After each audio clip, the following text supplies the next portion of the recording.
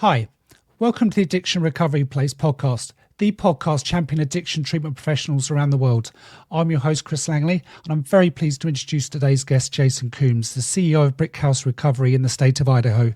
Jason is a person in long-term recovery and is the author of the Amazon bestseller, How to Help an Addicted Loved One Recover. He's also a professional TED speaker and currently serves as the Southwest Regional Director of the Idaho Association of Addiction Professionals Board. Welcome to Addiction Recovery Place podcast, Jason. It's so good to have you with us today.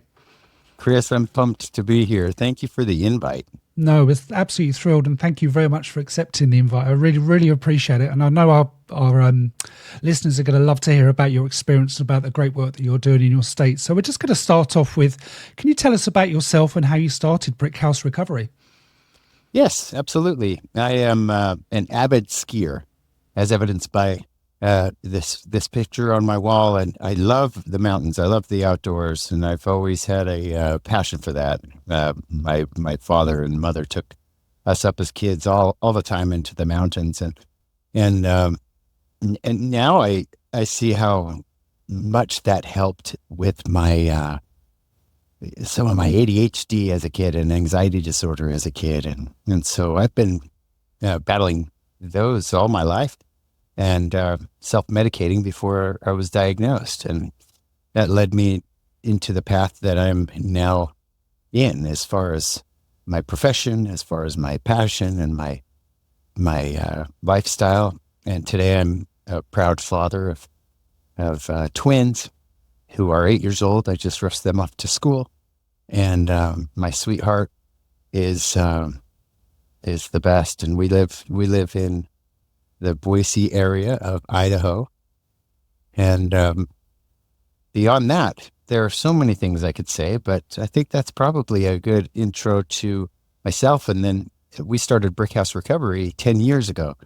And it's one of those things where you experience your career in a lot of ways as you're going through your 20s. And by the time I was 31 and just climbing out of a pretty massive hole caused by addiction and the loss there.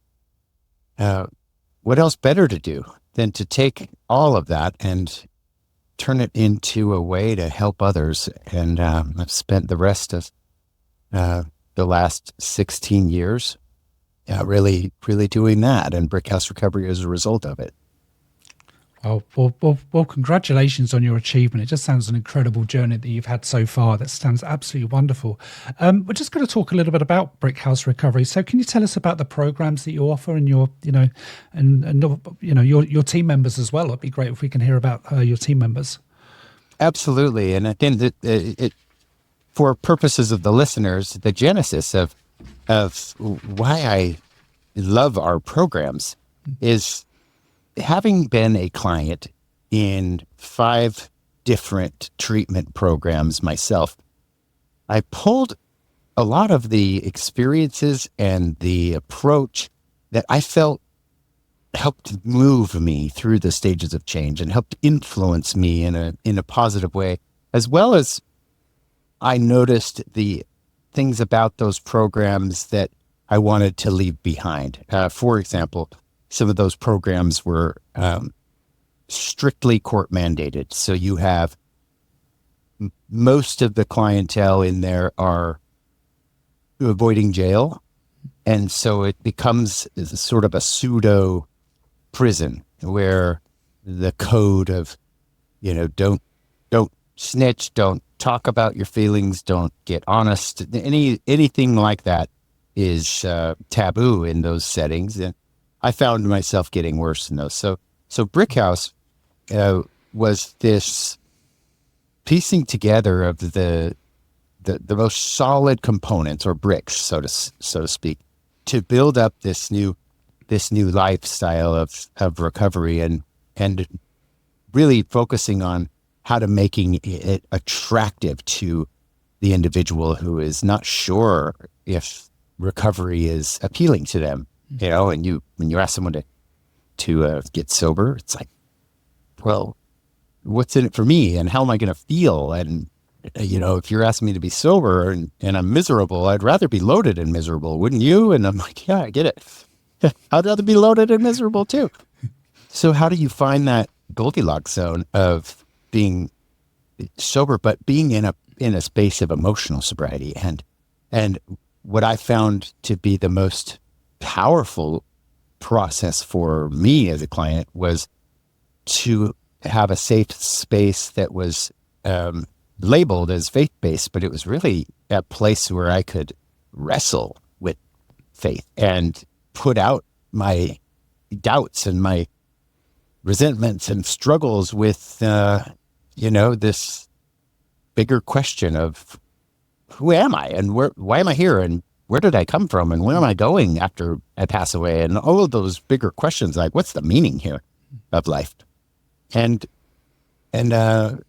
Brick House is like that. So we have brought that element of being faith based into the program so that people can feel safe exploring what it is that matters to them. And we follow the standard 12-step model as our framework for curriculum. And within there, I think of it like a big, wide warehouse where the clinicians can fly and spread their wings and bring their own talents and their own approach to the process. But within that framework, we do find that spirituality is the fastest way to feeling great, and fills that hole inside. And beyond that, I feel that is what drives our outcomes, and that's where we have become one of the most trusted in the state as far as the industry goes, and in the country. Been nationally recognized by a research group multiple years, and that's been phenomenal. And they base that all off of outcomes, which are evidence-based, and the research is showing that what is happening at Brick House and what my staff is doing is working from those benchmarks. Mm-hmm. And then beyond that, I think one of the things that's in it for the clients is that we let them know that, look, we are not interested in bringing you in, hoping for your relapse so that we can bring you back in and restart your funding or bill your insurance or Medicaid or whatever. And the reason why that's important to me is I remember in my first treatment center getting discharged for breaking a rule for taking a shower 10 minutes after shower time. And so I went out and I was on the streets homeless and using and for a week. And then they caught me and brought me back in just to restart my funding. And I felt like I was a product to be used. And sure, I was in pre-contemplation at the time as well, which plays into it. I could have probably recovered if I was sincere about change, because I believe you can recover in a lot of different scenarios and settings. People do it all the time. But we want our clients to feel that we will invest in their long-term recovery. So if they complete our program in its entirety, then they agree to the agreement, which is called the Lifetime Advantage. And that means that if they're going down the road and they have a setback, or if they have a change in medications, or they go through a hard time, maybe a loss of a parent or a loved one, and they just need extra support, they can come back at no cost and we'll treat them. And that's our way of showing them, like, look, we want your success. We want you to come through one time. If you need to come through more, we'll talk about that then. But I want them to know up front, like, look, I'm not in it for the bottom line. I'm in it for you, and I'm in it for the cause. I'm in it for the recovery movement. So that's a little bit about us and how we've sort of started with this Frankenstein model of like bringing all the things that I felt were important. And then you add master's level clinicians, and then you add a lot of incredible talent over the last 10 years that have shaped who we are today. And now we have 3 locations, and it continues to make a difference. That's a very inspiring message you just given there. That really is I wanted to ask you about the Advantage program, and that was just That just sounded an amazing opportunity, because it just shows that you're not going to just drop a client if they leave or they do something. You're always welcoming them back for the right choice, and it's not about the bottom line, as they say. I've done many of these podcasts, and that's one of the first times I've heard of this approach. And I love that. So thank you very much indeed for explaining that. And I think everyone's going to be really interested to hear about that approach.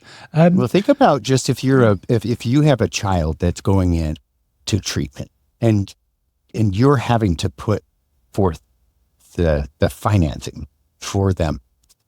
How do you know if it's going to work or not work? And are you willing to put that up again and again and again? A lot of families either can't do that, or they do that to the point where they end up going broke because they're pouring into their loved one. And so this also really brings a level of confidence with their most influential person in their life, which is usually their family member who's helping that person get into treatment. And so that it definitely is a family approach. Yeah, I'd like to ask you about the work that you do with family, Jason, because this group sadly gets overlooked. I've spoken to other people who have family programs, but can you tell us about your program and how a family member can access it, and what help that you provide for the families, because they need it as much as almost the clients do, sadly. Yeah, yes, you're absolutely right. I share this with the clients that, look, if you're only here and missing out on inviting your family member to be a part of our family program, you're only getting half the value of what we offer. Mm-hmm. And so we have a variety of ways that we support the client's family members and family members of people who have addicted loved ones who aren't quite ready to come into treatment. And so I have a variety of those resources, such as coaching calls, that videos on our channel, and they try to put out a fair amount of content on podcast interviews like this, and those are all of no charge. And then there's my book is Unhooked: How to Help an Addicted Loved One Recover, and that is a very small price to pay for a ton of sound, evidence-based content that's kind of baked in the narrative of my story through the stages of change, and what worked with my parents, and what they tried that did help, and what tried that I manipulated and didn't help so much. And sort of our trial and error as we walked through my addiction. And they even wrote a chapter in there, so you get to hear it from my parents' voices, and you get to hear from my sister and from a spouse's perspective.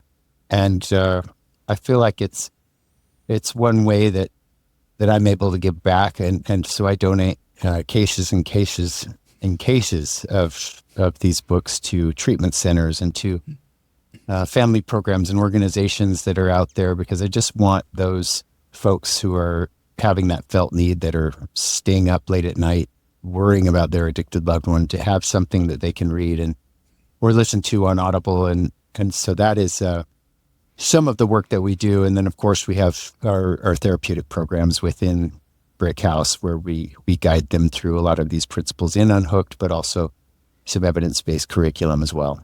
Mm-hmm. How can people get hold of a copy of this really awesome sounding book, Jason? I would point them to either our website, which could be in the show notes, as well as Amazon and Audible. Yep, excellent. Thank you very much. I'd just like to ask, because we talked about families and the clients, obviously, but what's going on in the United States and sadly across the rest of the world now is this opioid crisis and fentanyl and the other drugs that seem to be coming in to just wreak havoc. How is Idaho coping with what's going on with this? I would guess that Idaho is as behind the eight ball as any other state. I don't believe anyone saw this coming at this rate, with the synthetic fentanyl coming in from across the borders, and that issue has created a lot of suffering for families and has really changed the disease in respect to the level of severity that each interaction and the meaning of each interaction that we have. Sometimes now we get one chance to help and one chance to influence, and that can be a lot of pressure on providers as well as family members because of the fear of what could happen. As a state, I am proud of Idaho and the addiction professionals, and I'm proud of the Department of Health and Welfare's initiatives and the approach that the governor is taking and making it a priority to make sure that it's a topic that's discussed, that is put plans and policies around, as well as consequences for those that are trafficking. And above and beyond that, I do feel that the providers in Idaho, such as the board that I sit on with at the Idaho Association of Addiction Professionals, which is a subsidiary of NADAC, and the Idaho chapter is budding and growing, and the people that I sit on that organization with and the board with, we're trying to create crosswalks for professionals who want to move to Idaho because it is a very attractive place to live. And how can we make it an easier transition for them who have certifications and licensing to treat Idahoans, so that there's not a bottleneck of trying to get approved to treat people here. And so we're really trying to build up the workforce and on the, so I say that would be more on the top end of this funnel. And then in the bottom of the funnel, what we're really trying to do also is raise up our own future providers. So when clients come through Brickhouse Recovery, we're putting a lot of emphasis on how can we help you get to the next step of being a recovery coach, a peer support specialist. How can we help you get back into school? How can we, lead them into a path where they can have vision to taking their experiences and then turning it around to bless the next generation. And we're seeing that in a lot of the treatment centers, how they're hiring people who are recovering individuals who came through their program or other programs, and now they're raising it up. So I feel like from that standpoint, Idaho is doing a lot of good from the state standpoint, as well as the grassroots, organic, and treatment center levels. Yes, you mentioned you're the regional director of NADAC in Idaho. So what would you say makes joining NADAC such a really obvious choice for anyone who is wanting to get into the addiction treatment sector or who's already in there? I have found a wealth of resources and like-minded individuals who will mentor me and assist me in learning what's coming. What's happening on the other side of the state might not necessarily be happening here, and vice versa. And so the collaboration of other professionals in the field is invaluable. It is so powerful. And then the connections that introduce me to folks such as yourself and resources such as this podcast. I think that this just invaluable. Most industries have networks like this for professionals. And so I find that because our cause is the most important on the planet, to me, that we should be banding together just like other industries. And I feel like NADAC and the Idaho chapter is doing a phenomenal job of that. Yes, most definitely. We'll put a link into the show notes as well about Idaho NADAC as well for you. One of the great achievements I really want to bring to people's attention is that you've done some TED Talks. So what was the subject you spoke of and how well received was it? It looked incredible. Oh, goodness sakes. Thank you for your kind words. That, how we're our own worst critics. Well, I'm definitely a critic of that. It was early on in my speaking career. I was wrapping up graduate school and I gave it my best. And so the TEDx opportunity was one that presented itself, and what a blessing that has been. I feel like it has again brought me to some connections and some relationships that I treasure. The talk itself, well, I'll let the audience be the judge. Oh, I certainly enjoyed it, and the feedback I've seen on YouTube has been very, very positive. So I will put a link to that as well, because people are going to love hearing that as well. We're just going to move on slightly now, Jason, because the word stigma often comes up in these podcasts. It seems to come up most times about. So why do you think stigma can have such an impact on those who want to enter treatment who just won't because of just that word? Yes, the way I view it is that it comes from one's lived experience, knowing someone who has struggled with this disease, or an encounter with someone with this disease, or how it's impacting their home or their neighborhood, and the threats and the fears that could fall upon a parent who's trying to protect their kids from it. And so I validate those that have this perceived worldview of those that have addictions, and those that behave, that have the addict behavior, so to speak. And in the same conversation, I think it's very important to be able to also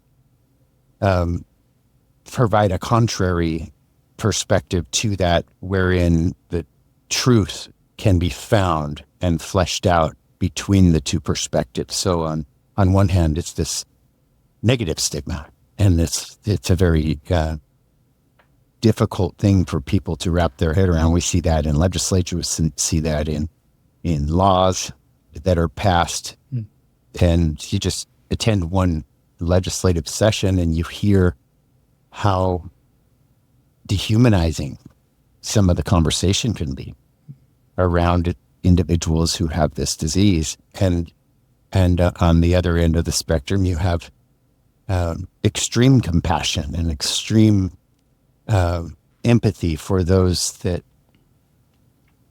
didn't choose to have this disease, and mental illness and co-occurring disorders.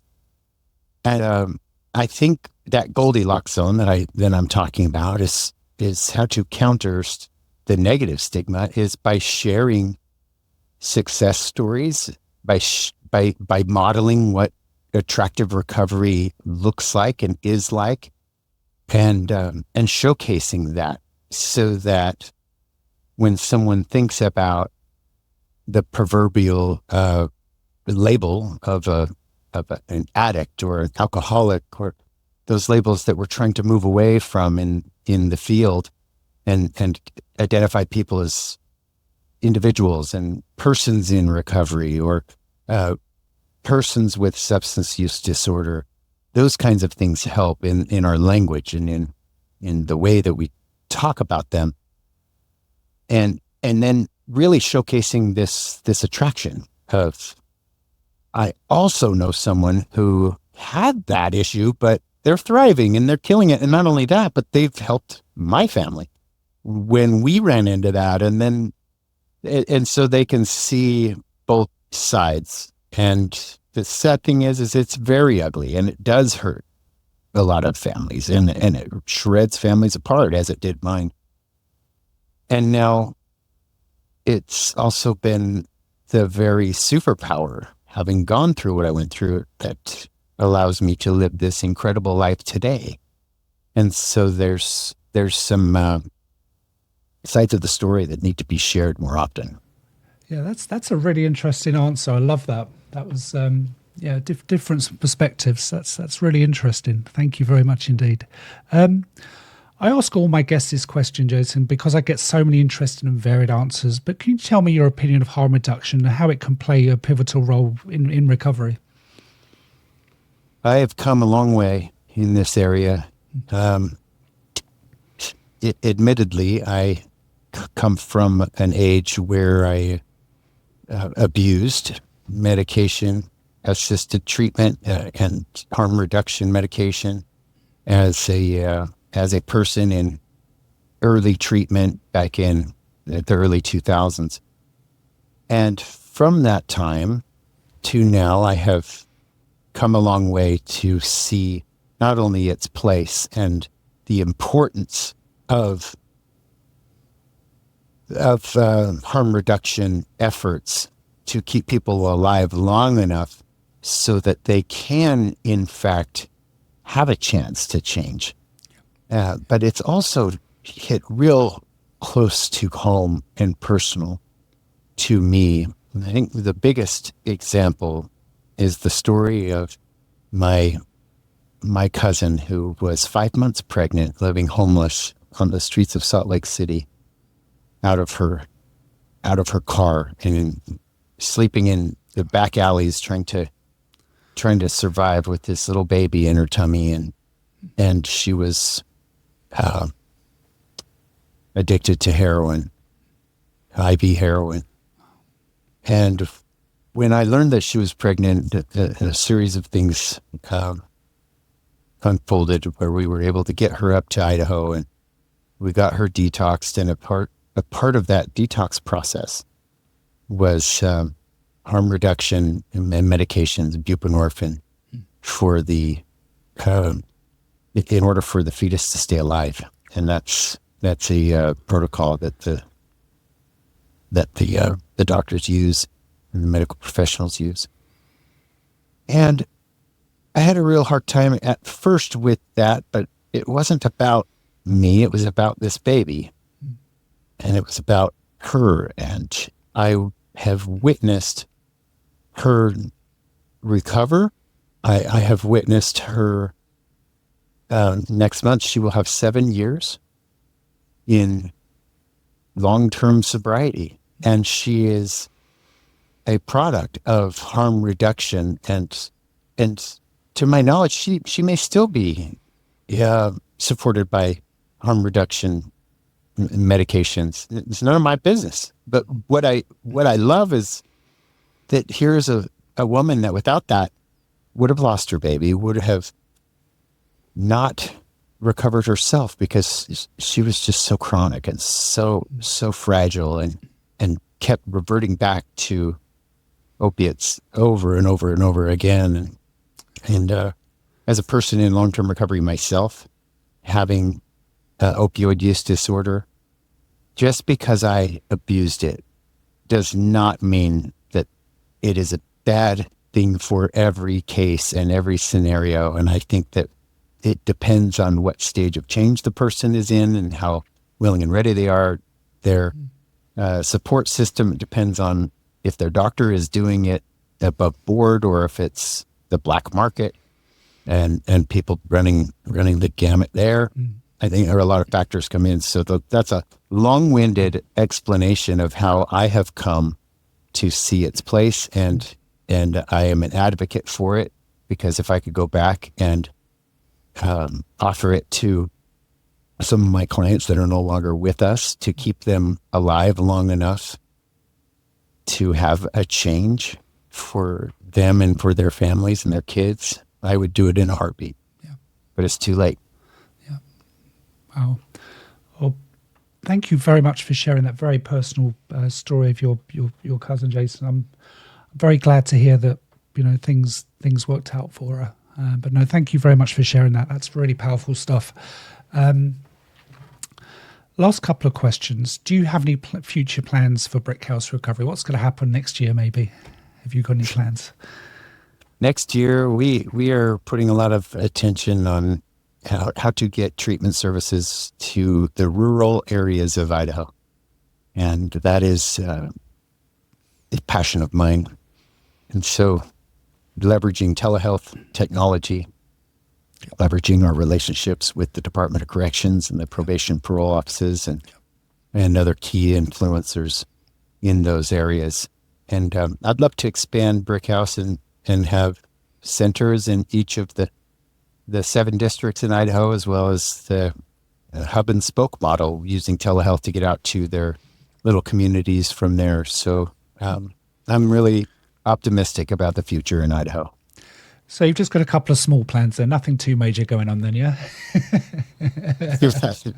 I'm a visionary. My I love CEO will tell me, now, how are we going to do all these things now? But I'm the dreamer and the visionary, and she keeps me in check. Someone needs to, right? That's right. Okay. Do you have a message for anyone listening to this podcast who's going through addiction or a mental health trauma? Foremost, if you're listening to this podcast and you're not ready to go into treatment, at least you're ready to listen to this podcast. And that is an amazing start. And that is a victory.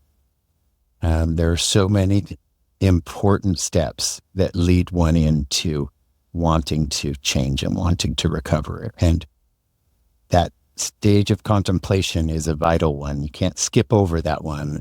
And so even if there's ambivalence, honor that stage and stay alive long enough so that, easier said than done, I get it. But I would invite anyone to give it a try. Give real recovery a try, not just sobriety, but let's learn how to try living life emotionally sober and capitalize on your mental wealth and the superpowers that you have on the other side of those diagnoses that have been holding you back. And you'll never know unless you try it. That's perfect. Thank you very much. And lastly, can you tell our listeners how to best to contact you and to find your services online? I think brickhouserecovery.com is a great place to start. You can access the book there. You can access information about Brickhouse, and I have a coaching call that I offer each week as this is recording. So for now, it's Thursdays, midday, depending on the time zone. But yeah, that information is available on our website.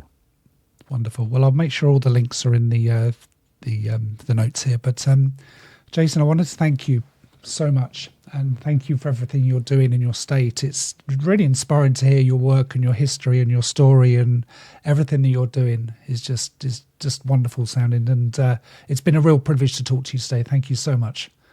So thank you, brother. It's an honor to be in this work with you, and looking forward to more of these conversations down the road. Definitely. Thank you so much, Jason. You're welcome.